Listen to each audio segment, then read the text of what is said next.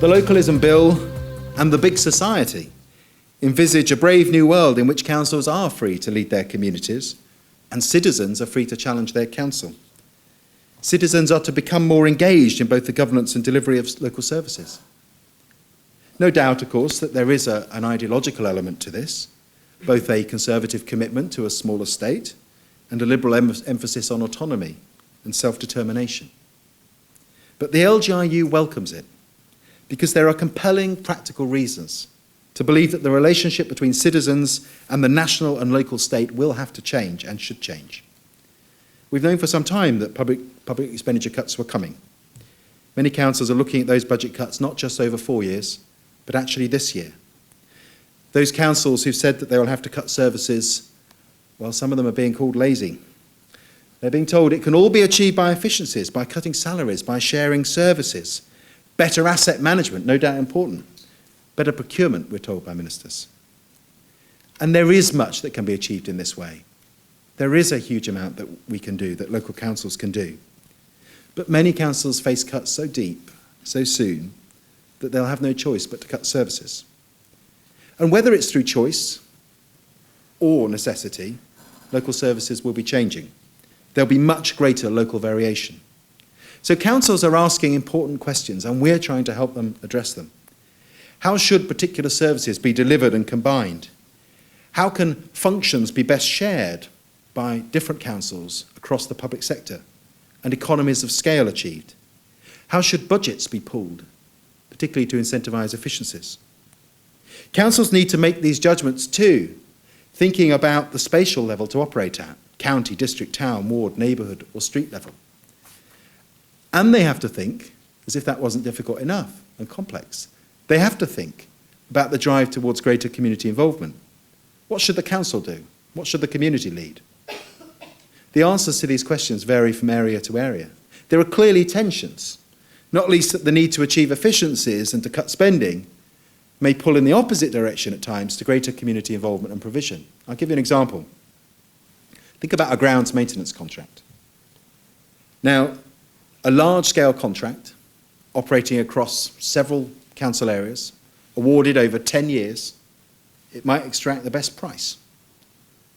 But it might crowd out the opportunity for local volunteer groups or, say, a parish council to make their own local provision, to come forward with a bid and say, we want to do this.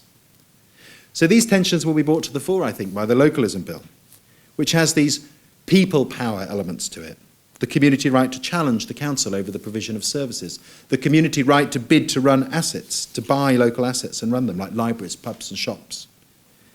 There are, of course, already many successful examples of that kind of community challenge and involvement, but we have to ask, what will motivate more people to want to take over services or assets rather than have the council deliver them?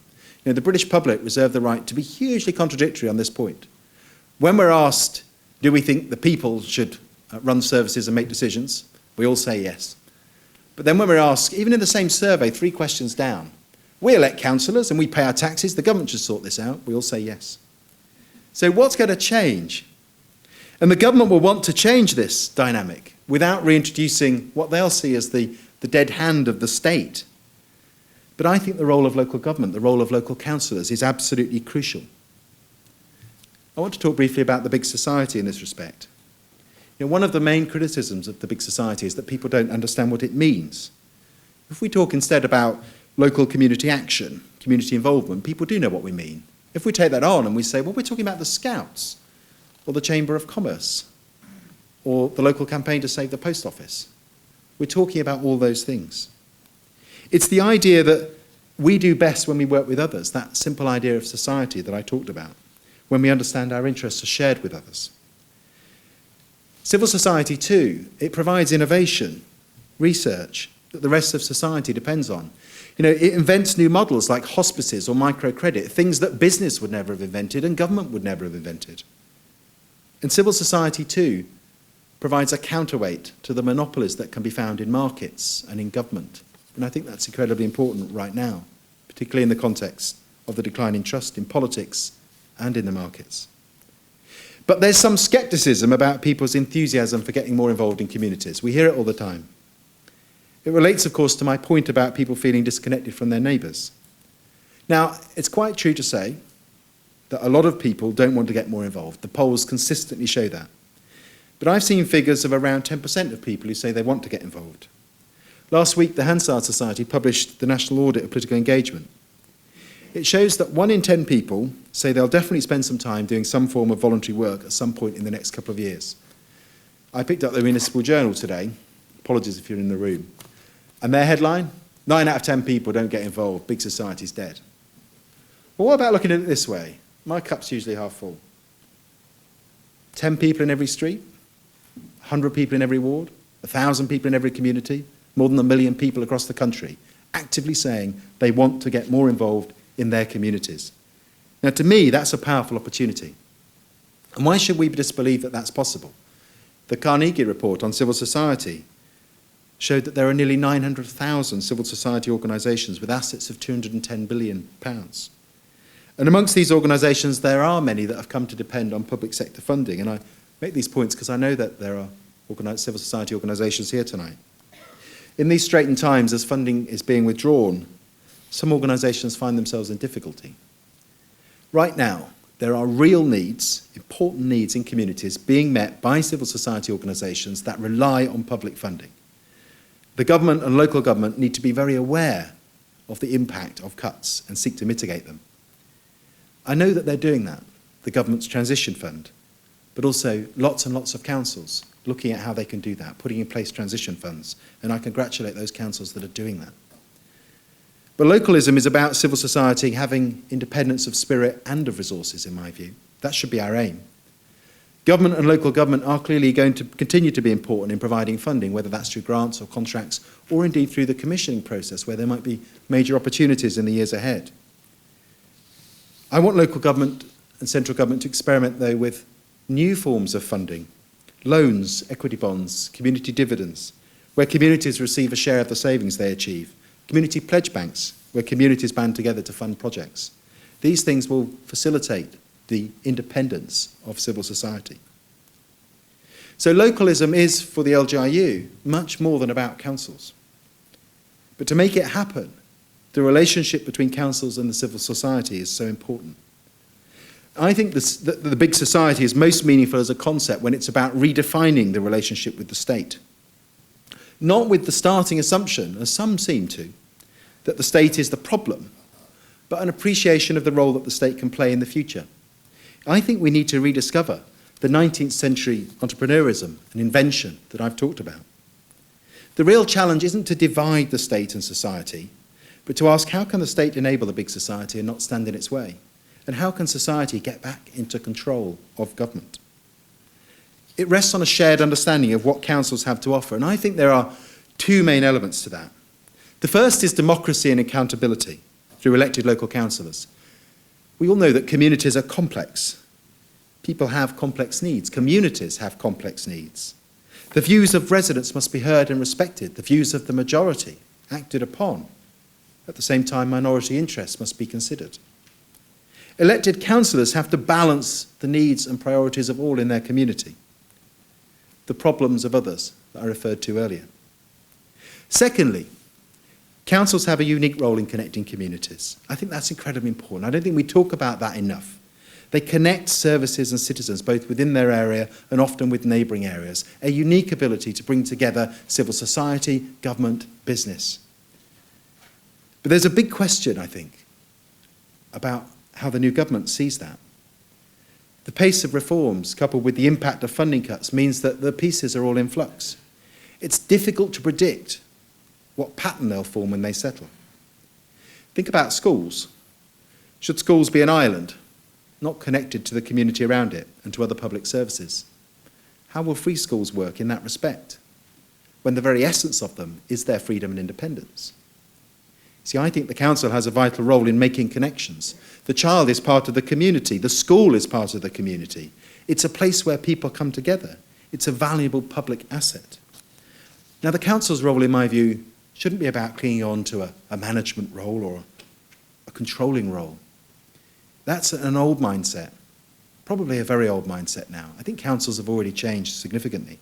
It's about connecting the school and the community, supporting the school and supporting the children in it. Should prisons exist as an island?